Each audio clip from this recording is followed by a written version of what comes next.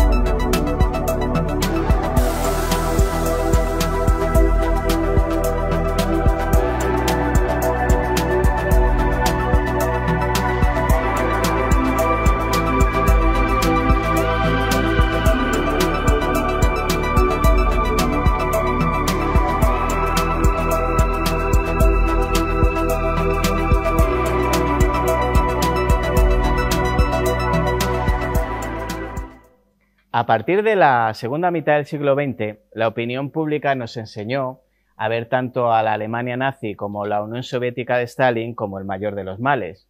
Hitler fue abominable porque su régimen propagó el horror sin precedentes a golpe de invasiones y con la vileza innegable del Holocausto. Ese intento basado en la locura de erradicar seres humanos por motivos raciales, políticos o sexuales, entre otras muchas barbaridades. Sin embargo, Stalin también era execrable, porque su régimen asesinó a muchísimas personas por diferentes motivos, a veces de vaga importancia, la verdad, tanto por hambruna como por castigo en las eternas tierras yermas del Gulag. Sin embargo, es bueno recordar y no olvidar los momentos en que ambos fueron aliados, los paralelismos de sus vidas o la secreta o no tan secreta admiración que Stalin sentía por la figura de Hitler. No vamos a hacer hoy una biografía de los personajes, ya de sobra conocidos por casi todos, sino vamos a intentar situarnos en el momento y contexto histórico en que sus vidas y sobre todo sus intereses se cruzaron. El estallido bélico se originó el 1 de septiembre de 1939. Una fuerza militar nunca vista antes en la historia se extendió sobre Polonia, iniciando el que sería el primer genocidio de la Segunda Guerra Mundial. Nada más iniciarse la invasión fue exterminada la élite de la sociedad polaca, funcionarios, líderes religiosos, intelectuales, profesores, nobles y políticos, en un intento por acabar con las señas de identidad de un país que iba a dejar de serlo en muy poco tiempo, para quedar sometido por el falso esplendor del Tercer Reich alemán y la URSS. Los expeditivos métodos de aniquilación de los cuerpos de las SS que entraron en el país detrás de la Wehrmacht para eliminar a los elementos antialemanes, estrategia que repetirían más tarde, acompañando al ejército alemán en su avance hacia Moscú, eliminando a su paso eslavos y judíos. Comunistas todos, según las órdenes dadas por Hitler. Pero eso sucedería 2 años después, cuando el Führer decidió romper el pacto firmado con Stalin el 23 de agosto de ese mismo año, fecha real del inicio de la guerra, aunque el estallido bélico tardase aún una semana en llegar. No podía ser de otra forma. Las democracias occidentales habían permitido con sus políticas de apaciguamiento y su clásico desconocimiento político que el Estado alemán se anexionase Austria y los Sudetes checoslovacos. Pero la guerra no podría comenzar sin un pacto previo con la URSS, la otra gran potencia totalitaria. Hermanadas ideológicamente en el desprecio por la democracia burguesa y parlamentaria, los dos estados aspiraban a convertirse en imperios con el resto del continente europeo como objetivo, y se sabían condenados a enfrentarse tarde o temprano. Ambas tenían la misma ambición. Sus métodos de organización social eran, además, similares y partían de una concepción previa. Si Dios había muerto, correspondía al Estado y a su incuestionable líder, ocupar su lugar.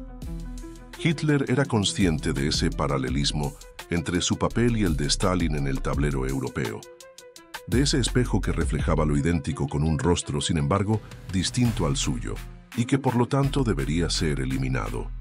No ocultaba sus pretensiones, al menos en el círculo cerrado de sus colaboradores, pero hasta que llegara ese momento, lo más inteligente era formar una alianza entre ambas civilizaciones, tan distantes como tan iguales. El 23 de agosto de 1939 se firma el Pacto Molotov-Ribbentrop, también conocido como el Pacto Germano-Soviético o Pacto Hitler-Stalin, un acuerdo de no agresión entre la Alemania nazi y la Unión Soviética. Este pacto, junto con un protocolo secreto, permitió a ambos países dividir el este de Europa en esferas de influencia y marcó el inicio de la Segunda Guerra Mundial con la invasión conjunta de Polonia. Detalles del pacto. No agresión. El pacto establecía que Alemania y la Unión Soviética no se atacarían mutuamente durante 10 años. División de esferas de influencia.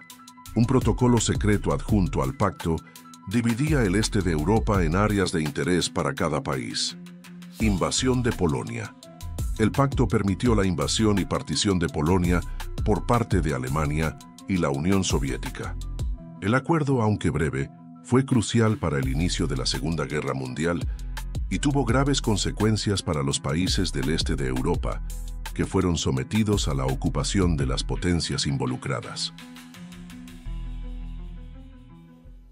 Lo que vino después ya lo saben. Hitler, como hizo con cada uno de los tratados que firmó Alemania, se los pasó por el arco del triunfo, perdiendo la guerra en 1945 tras, entre otras muchas decisiones discutibles, tratar de invadir Rusia. Luego vendrían los acuerdos entre los aliados en Yalta para repartirse la política europea y los efectos de la Guerra Fría, pero eso ya es otra historia. ¿Y qué pensaba España, tan cercana y tan lejana a la vez de esos hechos? Pues al franquismo, al que al final le vino de perlas, ese imperialismo comunista que deseaba Stalin, pues el miedo a una España comunista hizo que la dictadura se considerase en el mundo un mal menor. Sobre el pacto nazi-comunista, pues silencio estampa. Ya saben que la política tiene extraños compañeros de cama, sobre todo cuando se gana, aunque sean comunistas. ¿Y qué pensaba el comunismo antifascista? Pues en palabras de Santiago Carrillo, si lo ha hecho Stalin, por algo será. Lo dicho, los políticos nunca pierden la partida, solo la pierden las ideas. Bien, pues vamos a cambiar un poquito de tercio, vamos a recibir a nuestra compañera Miriam Mellado. Miriam. ¿Qué tal? Muy bien, encantada de verte otra vez por aquí. Igualmente. Siempre es un gusto que vengas porque nos cuentas cosas súper interesantes. Así que nada, es tu sección, todo tuyo, empieza por donde quieras. Pues mira, te traigo 4 noticias que han sido un poco las que más han tenido resonancia ahora, aunque las investigaciones ya empezaron en 2024. Y una que ha sido muy reciente y que ha generado un poquito de debate y de cosa en el ámbito académico es una huella que se ha encontrado en un abrigo en Segovia, una posible huella de Neandertal. Es verdad que la noticia, cuando tú entras, ¿no?, y la lees, es un poquito sospechosa, un poquito genera un poquito de desconfianza, pero es verdad que pues luego te metes en el estudio original. Yo me he metido, sabes que soy muy de neandertales, sí. Y no puedo evitar meterme en cualquier cosa que sea de ellos. Así que sí es verdad que me he investigado bastante quién lleva este proyecto y demás, y sí que son investigadores serios, fiable. De la Complutense. Se han utilizado además también técnicas forenses, con geólogos, con gente que controla un poco de este asunto, y sí que parecen bastante sólidos. Y claro, las preguntas lógicas son: ¿cómo sabes que es de Neandertal? Claro. ¿Cómo sabes que es una huella humana? ¿Cómo sabes que detrás de esa mancha hay una huella? Y sí. demás, ¿no? Y sí es verdad que si te metes un poquito a ver cómo lo han hecho, la excavación, el nivel donde se ha encontrado esa piedra, donde está impresa la huella, es un nivel musteriense, o sea, de una cultura neandertal sin duda, ¿no? Y además no hay registros de sapiens, ¿no?, por así decirlo, alrededor, por lo cual es bastante lógico que fuera neandertal. A mí me choqué un poco porque la cronología de 43.000 años ya es un poquito peligrosa, que ya es cuando sapiens y neandertales empiezan a convivir. Sí. Y ahí me quedé un poco diciendo, bueno, y yo rápidamente fui, ¿cómo lo puedes saber?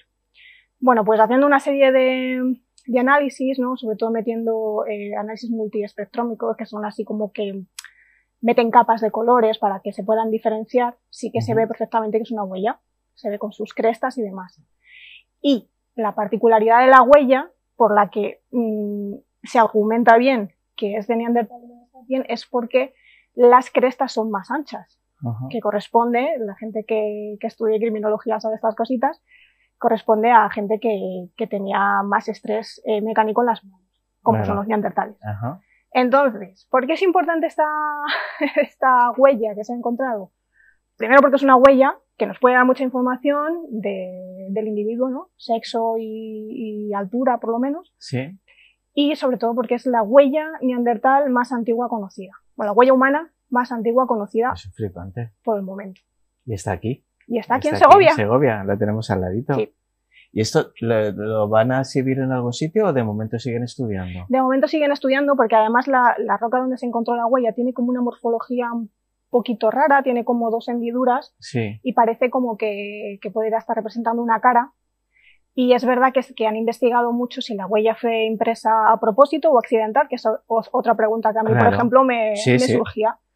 Y bueno, haciendo pues análisis forenses, ¿no? de todo este tema de lefoscopia, de huellas y demás, pues vieron que efectivamente es una huella impresa, porque el ocre, que es con el pigmento que se hizo, no se adhiere a la piedra así, a no ser que lo tengas presionado a propósito. Claro. Entonces, de momento, siguen estudiándolo, ya te digo que está la Universidad Complutense y todo este tipo de equipos de investigación, pero me imagino que cuando ya hagan sus análisis, yo creo que en algún museo debería estar, sería lo suyo. Que es una maravilla, además, saber a ciencia cierta, bueno, que ya lo sabemos, pero tener esa huella de alguien que estuvo en la península hace 43.000 años, 42, 43.000 años. Sí, más o menos, sí. A ver, esto es otra prueba más de la complejidad cognitiva que tenía Neandertal, ¿no? Que una vez más se va estrechando un poquito ya el camino, ¿no? La línea de que eran simios, ¿no? Y de que ya vemos que son muy, muy parecidos a nosotros, que son iguales. Prácticamente. Sí, o sea, prácticamente son lo mismo que nosotros. De hecho, nosotros seguimos siendo neandertales en realidad, tenemos genes de ellos. Y claro, pero ver estas cosas, yo que me dedico a ellos, te chocan. Y dices, wow, es que aunque ya sabes que son como nosotros, igualmente saber que alguien pensó y decir, voy a dejar aquí una huella en este sitio, es increíble. Es lo que desconocemos, es maravilloso, ¿eh? Sí, yo creo que los homínidos en general, pero los neandertales todavía tienen mucha cosa que sacar y mucha sorpresa nos van a dar todavía. Pues que sigan los estudios porque la verdad que es una maravilla. Bueno, ¿y qué más cositas me traes? Pues la siguiente noticia que te traigo es que también me llamó mucho la atención porque es que, o sea, pasan unas cosas. Luego la gente me pregunta que si hay arqueología en España. Y es que se ha encontrado una iglesia dentro de un volcán en Almería, por cerca del desierto de Tabernas, que es un poquito el desierto que tenemos en España. Pues se han encontrado una iglesia excavada en la roca volcánica. Una iglesia con sus 3 naves, que claro, te pones a excavarla y además tiene la peculiaridad de que es una iglesia anterior al cisma de Occidente, donde se separa el cristianismo oriental del occidental. Entonces, claro, tiene todas las características de una iglesia bizantina. Y es súper curioso que haya una iglesia con esas características, que las encontramos en Turquía y demás, pues que haya una en Almería. Es increíble. Entonces, hablamos del siglo VI-VII. Siglo VI-VII, aunque hay monedas del siglo IV que se han encontrado en la iglesia, pero se va a seguir excavando, van a seguir excavando porque todavía quedaban cositas para sacar. Pero es increíble cómo ver, y también hay cerámicas, ¿no? del norte de África, ver cómo sí que existía esa conexión y que es una de las primeras iglesias que se llaman, bueno, monasterios rupestres, ¿no? Que se llaman, que se excavan en la roca, y que es propio de otros sitios, pues verlo aquí, ¿no? Entonces, es interesante ver cómo en España siempre tenemos un poquito de todo el mundo. De todo el mundo. Y que te sale en un volcán, por ejemplo. Lo interesante de esta iglesia es que, o de este asentamiento, de este yacimiento, es que no tiene murallas. No tiene nada defensivo, por lo cual se cree que no era un enclave militar, era un enclave religioso únicamente. Entonces es muy interesante ver cómo antes de que surgiera todo lo que son los monasterios de la Edad Media, las iglesias cristianas de la Edad Media que conocemos y que tenemos en las España, costumbristas nuestras, sí, claro. Pues tenemos esas protoiglesias. Qué maravilla, estas cosas, ¿por qué no salen más en los medios? Yo es que no lo entiendo. Bueno, en ese país ya sabemos que el tema de cultura y ciencia no es lo que más interesa al público. Entonces, nos cuesta un poquito. Eso es nuestro trabajo, sí, es nuestro, sí, total. Para que lo vean. Pues y imagino que estarán todavía, claro, van a seguir haciendo excavaciones, etcétera, etcétera. Sí, van a seguir excavando porque es que están encontrando de todo. Entonces, claro, le han metido también muchas dataciones para asegurarse bien de a qué época corresponde y claro, no hay duda ya cuando metes datación. Hablamos no de los primeros cristianos, pero vamos. Digamos que es de momento la única iglesia que se ha encontrado que tiene todavía la mezcla de la iglesia occidental y la iglesia oriental, o sea, de la bizantina y de la católica. Sí, que no tiene nada que ver con lo que nosotros vemos o imaginamos ahora como una iglesia. Claro, no, nada que ver. Es justo la anterior donde estaban las dos mezcladas, luego ya vino Cisma, que sabemos, de Occidente, se separaron y ya pues ya conocemos nuestras iglesias. Pero... Culturalmente es una maravilla. Sí, no, es un tesoro, o sea, es un tesoro y yo creo que es un sitio que pondrán en valor patrimonial para que la gente lo vaya a visitar. Dios quiera y que lo cuiden. Ya, bueno, eso es complicado, pero yo creo que sí, porque es bastante, tiene mucha importancia. O sea, no es, de gracia, sabes que aquí en España cuando hay algo que sí que tiene mucho bombo, pues lo cuidamos, cuando no tiene tanto bombo lo cuidamos menos, que yo soy de las que pienso que todo hay que cuidarlo igual. Hay que cuidarlo, al final pero, es nuestra historia. Pero bueno, a ver si conseguimos que no derriben nada y se haga su centro de interpretación y sus cositas bien y lo podamos visitar. Digo, estaba pensando, la gente que nos ve por la tele, que lo compartan por redes sociales y que la gente se entera de que en España se hace arqueología. Arqueología muy buena. Ella es una prueba de ello. Sí. Aquí estamos y existimos y hacemos cositas. Muy bien, ¿qué más cositas me traes? Pues ya te traigo un poquito más científico. Vamos con ya ello. Vamos a hablar de un poquito más de genética, ya sabes que no puedo evitarlo tampoco. Y esta vez encima de uno de mis personajes favoritos de la historia, que es de Da Vinci, Leonardo da Vinci. Y es que se ha hecho un estudio genético a través de una serie de protocolos y demás, un rastreo para identificar los descendientes vivos de Leonardo da Vinci. Esto se ha hecho juntando, que por eso me gusta mucho esta noticia, juntando técnicas de historia, de historiador, de historiografía, con técnicas de genética, y se han estudiado pues a través de textos, de testamentos y demás, se ha ido como rastreando hasta 21 generaciones atrás, desde los descendientes vivos de ahora de Leonardo hasta el hermano de Leonardo da Vinci, porque Leonardo da Vinci no tuvo descendencia. Sí, claro. Pero su hermano sí. Entonces se ha ido rastreando hasta atrás, hasta ese momento. Y es muy interesante porque resulta pues, que, además de que hay un proyecto que está estudiando el genoma de Leonardo da Vinci, así como hablamos del de Beethoven, ellos están centrados en buscar si existe algún gen. De momento sigue el estudio, no se sabe todavía si es genético o no es genético, pero gracias a estos descendientes vivos se puede localizar mejor. Claro. Y el estudio se ha hecho a través del ADN nuclear del cromosoma Y, que es el masculino, que es el que heredan los varones de los padres. Y es verdad que sería muy interesante poder extraer genes de Leonardo da Vinci, o sea, el ADN de Leonardo da Vinci, y compararlo. Entonces, ahí sí es cuando se van a ver, también aparte, ¿no? Enfermedades, estado de salud de da Vinci y demás, pues ver si había, como se dice, el gen de la genialidad. Sí. Estaría muy bien, estaría interesante. No, pero qué maravilla, tiene que ser la leche decir, no, que yo desciendo de Leonardo da Vinci. Es que no es poco, ¿eh? Yo creo que te dan mesa entre los restaurantes. Buf. Es que, claro, la gente obviamente ha sido muy amable y se ha sometido a ese tipo de exámenes y de cosas, ¿no? Mucho tiempo. Pero claro, es que estamos hablando de unas figuras más importantes de... Es que no sabría qué destacarte más de da Vinci. A mí es que Da Vinci me gusta todo. Sí, o sea, por eso te digo, es que, no sé, me parece, no sé, la genialidad completa.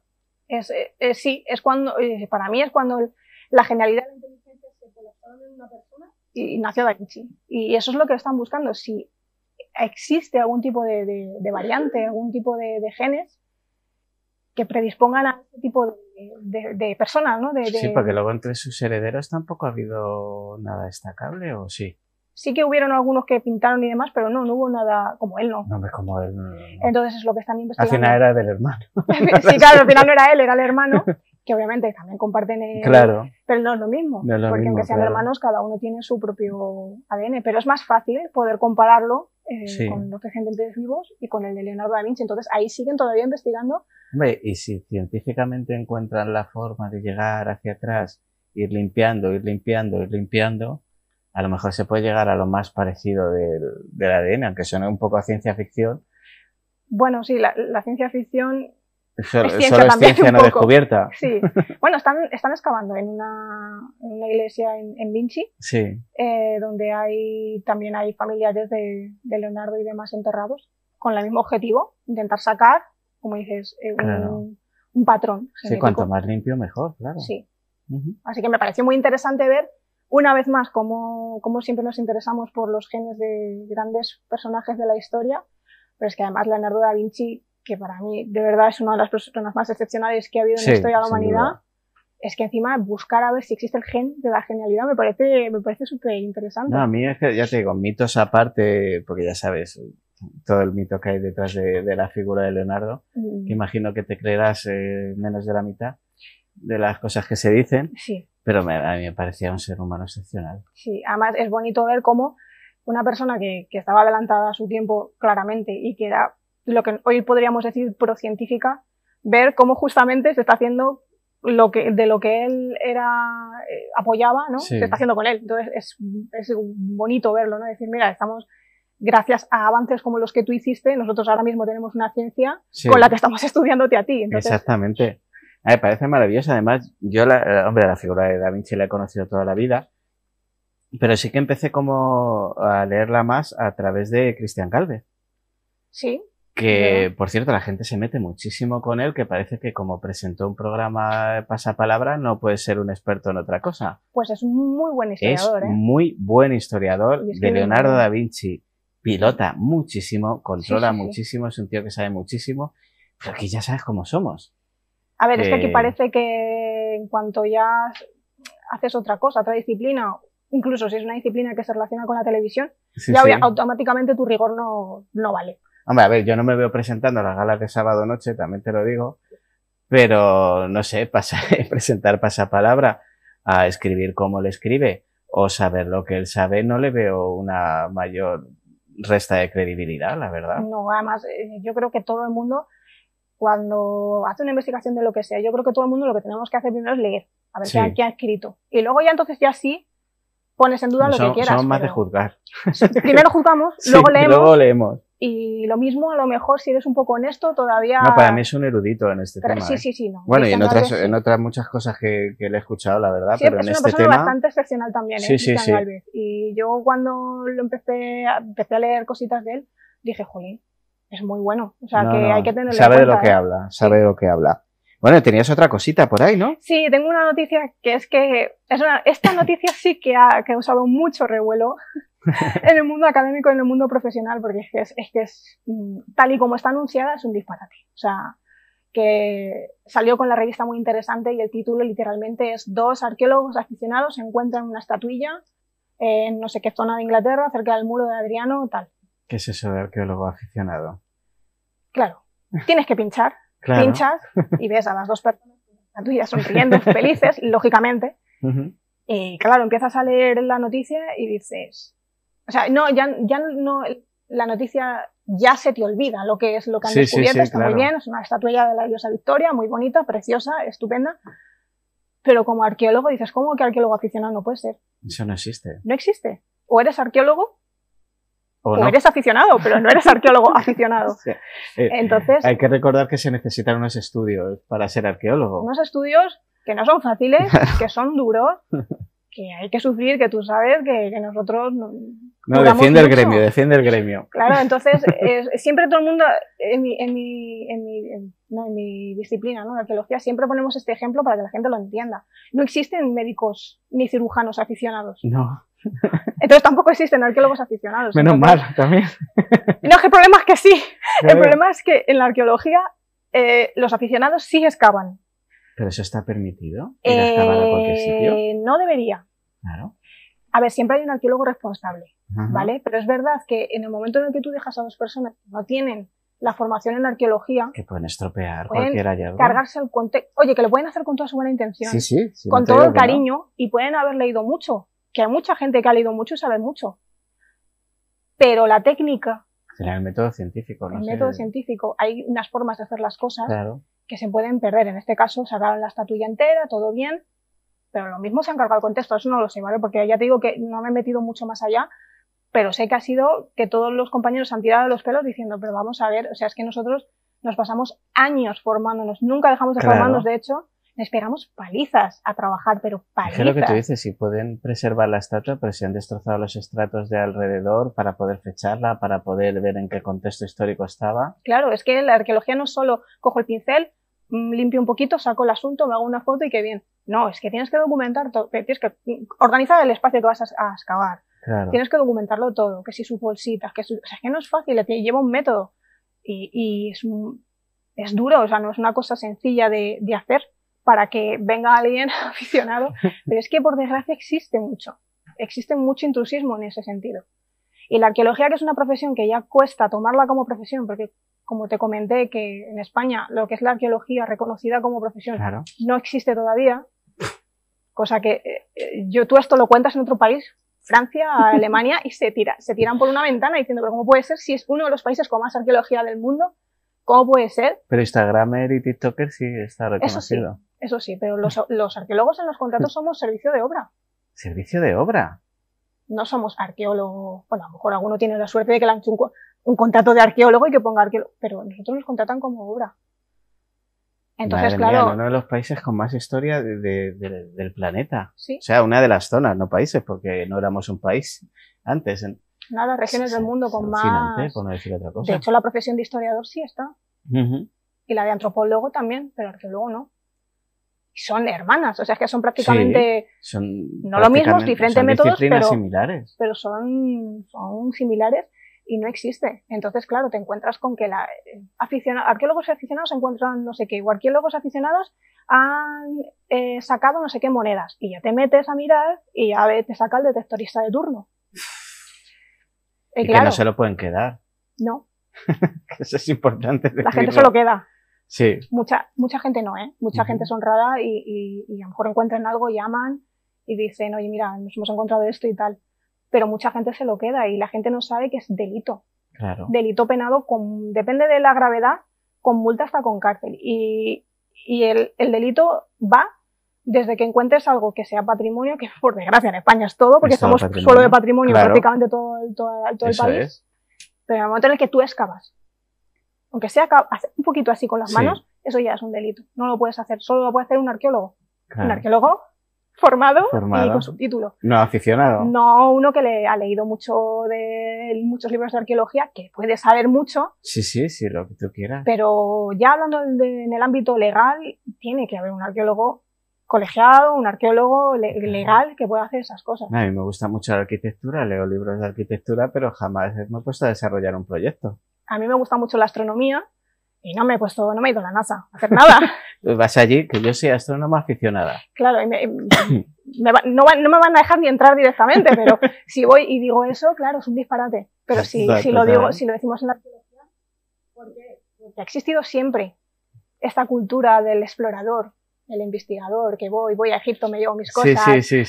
voy, encuentro un tesoro en Troya, me lo llevo, tal. Eso Claro. ha existido siempre. Entonces, en muchos países no se ve mal, pero es una profesión que lleva sus cosas, yo creo que la gente lo valore, ¿no? Que Hombre, es que lleva un trabajo. lleva un trabajo, Lleva ya un no solo trabajo de intelectual, formación también, sino y de físico campo, y mental, que es y duro. horas y horas y horas, que Una eso no disciplina. llegas ahí y descubres todo lo que hay. No, ojalá, pero no. Bueno, ¿cuántas cosas nos quedan por saber? La tumba de Cleopatra, Alejandro Magno, Uf. no sé, tantas cosas. Bueno, y de aquí, de nuestro país, realmente. Mira la huella que nos ha salido hace Fíjate. nada, que nos ha dejado a todos alucinados. Yo misma, que estoy metida en el mundo de los neandertales, me quedé alucinada con eso. Y Es que es fabuloso.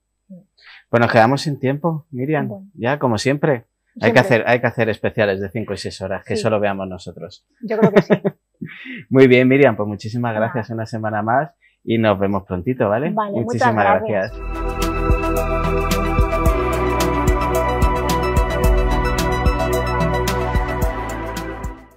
Bien, pues para terminar el Enigmas de hoy, que ha sido bastante intensito con los personajes que hemos traído, traigo una entrevista bastante especial. Ella es Saeta Albero, la tenemos aquí. Bienvenida, Saeta. Muy buenas tardes. Como pueden observar, no la pueden ver. Ella prefiere mantener el anonimato, no por nada malo, no se preocupen ustedes, simplemente pues porque quiere permanecer anónima, es su respeto y no, es su decisión y nosotros la respetamos. Así que bienvenida, Saeta. Muchísimas gracias, estoy encantada de que me entrevistes porque además he visto varias cositas tuyas y de verdad como debut en el mundo audiovisual me siento muy honrada. Pues me alegro muchísimo que hayas querido venir. Ya sabes que no tenemos ningún problema, que respetamos muchísimo. De hecho, la respeto y la comprendo porque lo hemos hablado, así que no hay ningún problema. Así que vamos nosotros al lío, Perfecto. que es hablar de ti y de tu libro. Cuéntame un poquito, si quieres, empezamos por un poquito de sinopsis. Perfecto, pues mira, para no desvelar mucho, porque claro, es un libro bastante complejo, trata muchas cosas, pero te doy un par de pinceladas. Y es en la época de los 80-90, esa época difícil en la España de la transición, esa España en pañales que aprendí a andar. Sí. Hay dos hermanos que buscan la redención propia y la de su familia en base a actos. Algunos muy buenos y otros lamentablemente no tan buenos. No tan buenos. Bueno, vamos a hablar un poquito de ti. La novela la iremos poniendo la imagen durante toda la entrevista. Yo te quería preguntar, ¿qué te inspiró a ti para empezar a escribir esta novela? Pues mira, me voy a remontar a la pandemia, ¿no? Yo la viví en Berlín y la verdad, yo ya tenía una edad y mi vida era plena, en el sentido de que tenía un buen trabajo, mi economía era bastante buena, pero me sentía todavía incompleta. Entonces decidí darme la oportunidad que nunca me di, es ser escritora. Toda mi vida había soñado con escribir y me di la oportunidad de ¿por qué no lo haces? ¿Por qué no empiezas algo sin mucha pretensión para divertirte tú, disfrutar tú, que es un poco como cocinar, ¿no? El mundo de la literatura, y ves a ver qué pasa. Entonces empecé a escribirla y bueno, esa fue, digamos, mi inspiración y el camino que recorrí, ¿no? Sin ninguna pretensión, sin ningún... ¿Y cuál es tu proceso de creación para desarrollar una trama? Pues mira, depende mucho de la obra que esté escribiendo. En esta obra mi proceso creativo fue en un autobús por las mañanas cuando iba a trabajar en el teléfono. Yo trabajaba en un laboratorio en aquella época, entonces, bueno, yo salía de mi casa y decía, tengo media hora en el móvil y iba escribiendo. Y bueno, mucha gente habla del proceso creativo, yo igual con esto que os voy a contar voy a sonar un poco loca y es que yo no tengo proceso creativo como tal, sino que los personajes se presentan ante mí y me cuentan sus vivencias. Entonces, para mí es simplemente transcribirlas. No, el mérito no va más allá de eso. Mira, eres la primera persona que me lo dice así y me alegro muchísimo porque tenemos el mismo sistema de creación. Muy bien, entonces, perfecto. Yo me sentía a veces acomplejado porque hablas con la gente y tiene unos elaborados procesos que yo los respeto, que cada uno se organiza como quiere y como puede. Unos pizarras, cosas, encadenados todos los personajes y yo decía, si yo soy el caos, yo me siento. Pues empatizo totalmente contigo porque me pasa. Sí que es verdad que yo he estudiado filología, entonces en términos de teoría de la literatura, sintaxis, gramática, sí que tienes que estudiar un poco. Claro. Tienes que formarte también en el contexto histórico-cultural de la época. Eso es. Si tú quieres hablar de una España que yo no he vivido, porque yo he vivido los principios de los 90, pero los finales de los 80, mediados de los 80 yo no los he vivido. Tienes que informarte. No todo es inspiración. Claro. No todo es mis personajes me cuentan cosas. Hay un estudio que hay que hacer y en base a eso que tus personajes rajen y te cuenten cosas. Entonces, eso es. Es que el proceso así es más divertido de escribir. Exactamente. Es como si vas a un bar y te cuentan dos locos sus historias y tú solo tienes que hacer esto.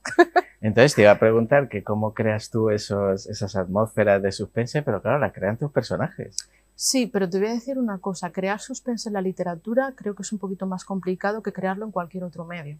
Porque la palabra para crear terror y para crear suspense, usarla es muy complejo. Por ejemplo, en cualquier película de terror tú te darás cuenta de que tienes pues, una escena contraluz, el bicho aparece al final, la música, hay una insinuación, unos planos. En la literatura tú no tienes eso, tienes que servirte de palabras. Entonces a lo mejor o te pierdes mucho en la metáfora o eres muy explícito, tienes que navegar ahí entre medias para ni tanto ni tan calvo. Entonces, ¿Y utilizas mucho el clima, la ambientación, los lugares para crear esa tensión? ¿A qué te refieres? Tipo... A la hora de crear tensión en la novela, Sí. en la ambientación, en el lugar donde estén, o eres más de crear el clima con el sentimiento. De hecho, me suele gustar crear ese tipo de terror basándome un poco en la claustrofobia, en espacios cerrados, porque creo que es un miedo muy atávico en las personas, ves Sí. en un lugar que a lo mejor tiene 1 metro cuadrado o que a lo mejor es una habitación, o incluso, hablando de habitaciones, que son sus habitaciones de confianza, sus refugios, porque ahí nunca pasa nada. Claro. Hasta que pasa. Hasta que pasa. Entonces me gusta mucho utilizar eso también para crear esa ambientación, calles conocidas, tu habitación, sitios en los que estás seguro, crees que estás seguro, pero igual no lo estás tanto. Que son los que luego al final más miedo te pueden dar. Efectivamente.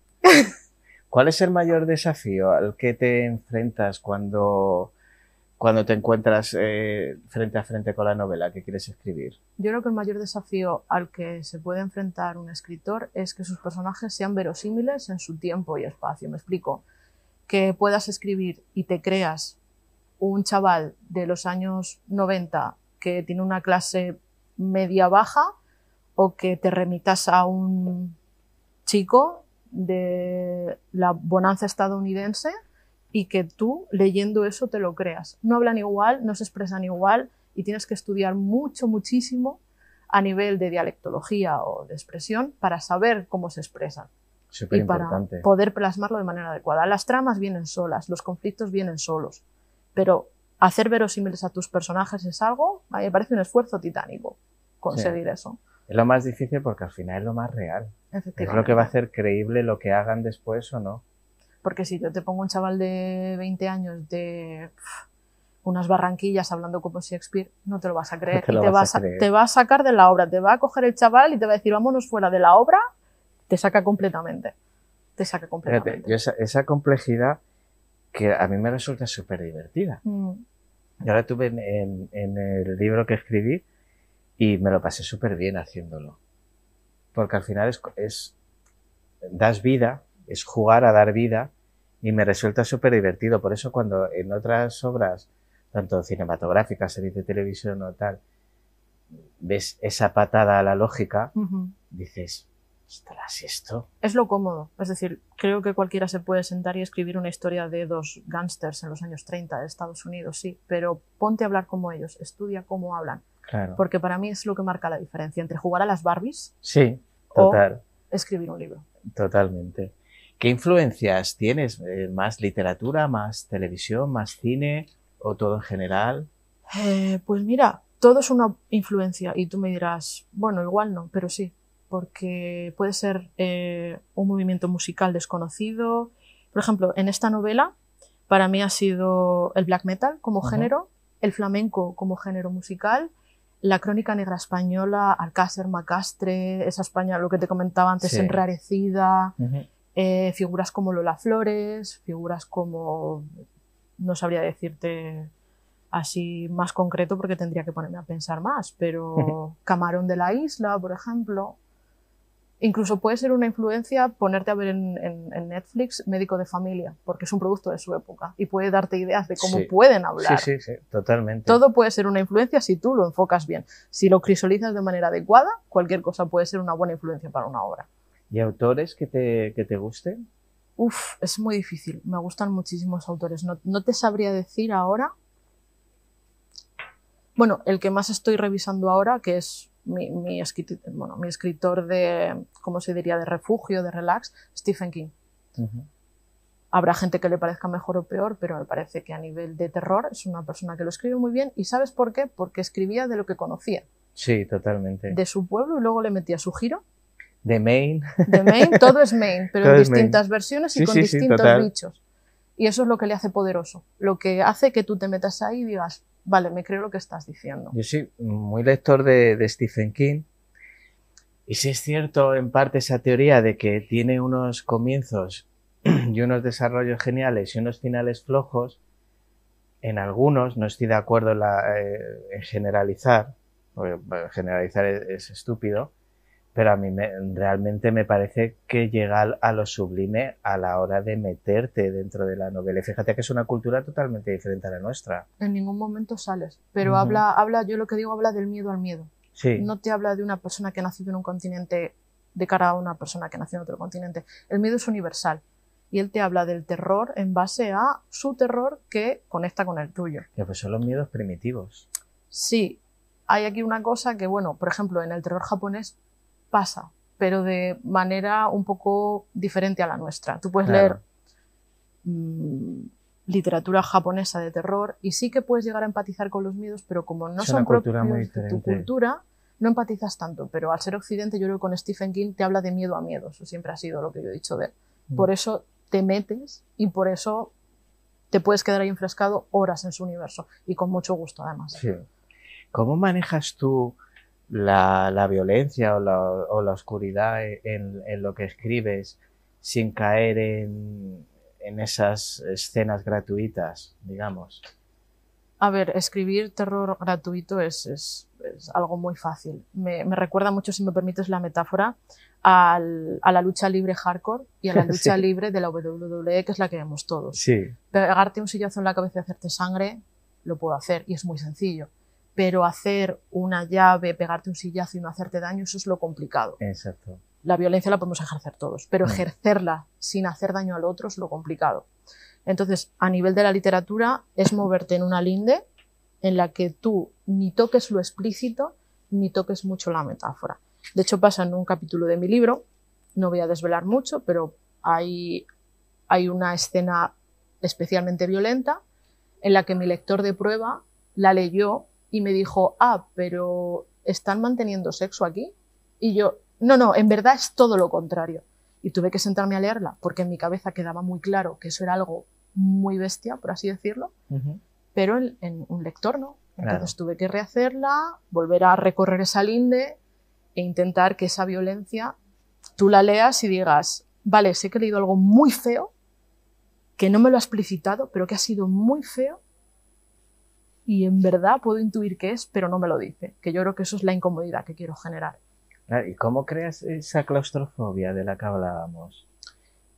Pues mira, en esta novela yo me baso mucho en las metáforas, que es algo, no sé de dónde me viene, pero me gusta muchísimo, de la caja torácica. De estar encerrado en tus propias costillas, estar apresado por tus pulmones, porque es otro espacio pequeño. Es otra claustrofobia de la que realmente no puedes salir, porque yo de un ascensor salgo. Pero de estar metido entre unas costillas, ¿cómo sales de esa imagen mental? ¿Cómo? No puedes. Entonces manejo esa metáfora mucho con los colores, asociados un poco a, si me permites otra vez, la metáfora Silent Hill, un poco el óxido, un poco el hierro, un poco la decadencia. Genera una imagen que realmente a ti te remite a un espacio en el que no quieres estar y en el que quieres salir, pero la novela no te deja. Creo que no te va a dejar, incluso aunque la cierres y la tires por la ventana, no te va a abandonar. Entonces, ¿qué papel ocupa la psicología entonces en tu forma de escribir? ¿La psicología en qué sentido? En el sentido de querer llevar al lector a donde tú quieres que vaya. ¿Es consciente o es inconsciente por tu parte? A ver, yo, opinión personal, me parece que un escritor que quiere llevar a un lector a un determinado punto que él quiere, me parece egoísta.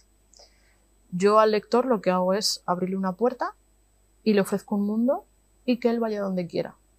Porque sé que donde él vaya va a recibir la impresión que yo quiero que reciba. Que transite su propio camino, que vaya al punto donde quiera ir, que en el punto donde vaya va a tener o ese malestar, o ese miedo, o esa, no sé, igual esa liberación, o esa sabiduría. Sí, no, es una forma al final de dejar libertad al lector también. ¿Y tú creas esos, esos sentimientos de inestabilidad en el lector a la hora de leer tu libro, esas emociones? ¿Cómo lo manejas? Mira, yo no te puedo hablar de mi impresión porque yo ese libro ya lo tengo muy machacado, de hecho ya lo aborrezco, es como no, otra vez no quiero leer este libro, pero sí que he preguntado a lectores míos y sí que lo que te comentaba, ¿no? Que leen cosas, se quedan con muy mal cuerpo y me dicen, realmente aquí ha pasado algo muy malo, pero no me lo dices. Y eso me crea una peor sensación. Me crea una tensión al final. Crea una sensación horrible porque es velado. Es como, yo qué sé, te puedo poner un ejemplo y esto me ocurrió en un lugar en el que trabajé, en Berlín, en un hotel, y es ver a un señor muy mayor en la recepción del hotel con una chica muy joven y yo he tenido acceso al DNI de ambos. Y ambos subieron a la habitación. Tú no sabes qué es lo que está pasando, pero tú has tenido acceso al DNI de ambos, has visto cómo iban ambos y has visto que ambos se han subido a la habitación y obviamente ninguno tenía el mismo apellido. Es esa sensación de, yo sé que está pasando aquí algo, no lo estoy viendo, pero ese dolor de estómago y esa sensación de asco y disgusto la estoy teniendo. ¿Y cuál es el tema más oscuro que has abordado tú a la hora de escribir? Pues mira, esta novela que he escrito ha sido como meterme en un lodazal de temas oscuros, de temas muy, muy oscuros. No podría decírtelos porque no sé si hay cierta censura o no, pero... No, ninguna. Bueno, obviamente la España de los 80-90 no es tan benevolente, que sí, que nos queda mucho por mejorar, pero no es la España tan benevolente que es hoy en día. Está muy romantizada.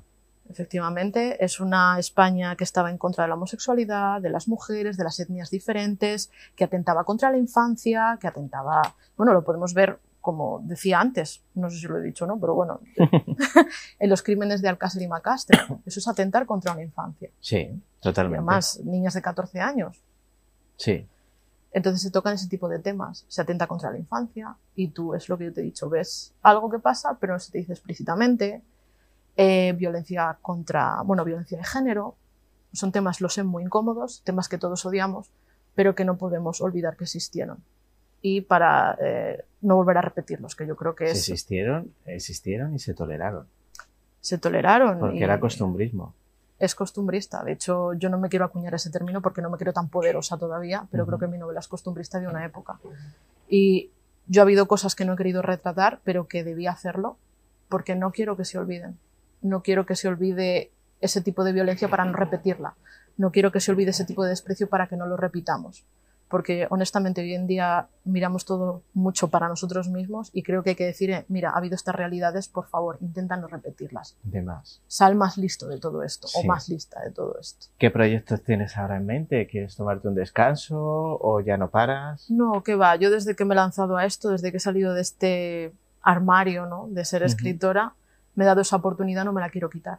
Entonces, como he amado escribir toda mi vida, ahora quiero escribir, pero para los demás. Entonces, estoy en un proyecto, ahora estoy en 2 de hecho, pero el que más gracioso puede resultar es que quiero basar una historia de un vampiro en la España de la Ruta del Bacalao.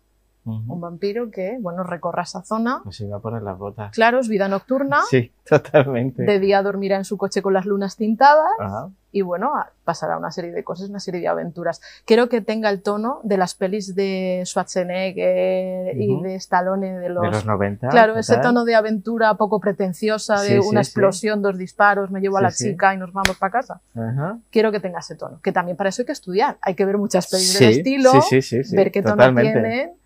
Cómo va, por ejemplo, de Stallone, Cobra, la película, hay que ver cómo habla él, cómo se maneja, entonces... Es una película de culto ahora, A mí me gusta muchísimo. A mí es una de mis favoritas y es de las que menos se ven en televisión. Cobra es magnífica. Está descatalogada en DVD, Blu-ray, etcétera, y a mí me parece una gran película.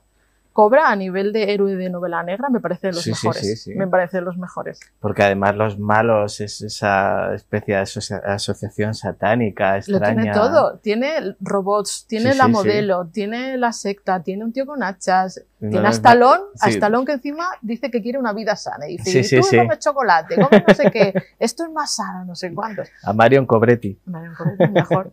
Me parece un peliculón. Bueno, para terminar, ¿qué esperas tú que piensen los lectores de tu obra? Yo lo que te decía antes, yo no quiero que piensen lo que yo quiero que piensen. Es un poco rara esta frase, lo sé, pero quiero que tengan autonomía de pensamiento. Que la lean y que digan, bueno, pues me parece bien o me parece mal, pero que tengan una sensación. Una sensación que digan, buah, he leído algo importante, he salido más sabio de aquí y no te voy a decir esto es muy Mr. Wonderful, voy a ser mejor persona, pero quiero mirar con más benevolencia a mi entorno. A lo mejor veo una persona en la calle con una mala situación y no te voy a decir que apartes la mirada, pero no la odies, por ejemplo. intenta ser más benevolente. Más que nada porque no tienes derecho a hacerlo. No, claro, efectivamente, entonces. Pues nada, pues que disfruten de lo que ya has hecho y de lo que viene, que te deseo muchísimo éxito porque Muchísimas tiene todo muy buena gracias. pinta. Muchísimas gracias a ETA por venir a vernos, a ETA Albero. Y nada, pues espero verte muy prontito. Lo mismo te digo, muchísimas gracias. Muchísimas por darme la gracias, un oportunidad. placer. Nada, ya nos vamos por hoy, que se nos acaba el tiempo. Ya sabes, la televisión, el tiempo es oro. Así que nos vamos, darles las gracias. Y nada, en 7 días estamos ya aquí de nuevo con más enigmas de la historia. Muchas gracias.